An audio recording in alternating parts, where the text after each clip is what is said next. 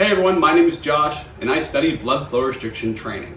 And the goal of these videos is to make blood flow restriction training easy for you so you can better understand it and you can better apply it in practice. In this video, I want to go over what the proper cuff placement is. Okay, where do I position the cuff on the limb when I'm doing blood flow restriction training? Because proper cuff position is important. Okay, it's important to ensure consistent restriction of blood flow into the limb, and it's also important to ensure consistent comfort for the person doing the training.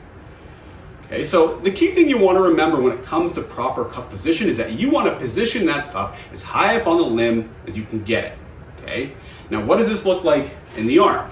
Well, no matter the type of arm exercise that I'm doing, I want to position that cuff, place that cuff as high up on the arm as I can get it, okay? Because remember, when I inflate this cuff, I'm going to restrict blood flow to all the muscles that come after it, or what we call distal to the cuff, okay? Now, you may be wondering, well, what if I'm doing lower arm exercises, like a wrist curl, for example? Is it okay to position the cuff above the elbow?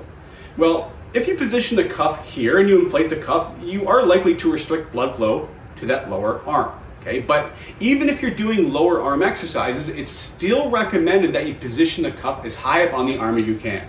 Okay, why is this? Well, one, because the position above the elbow has not been validated in the research, and two, this position above the elbow is a little more uncomfortable.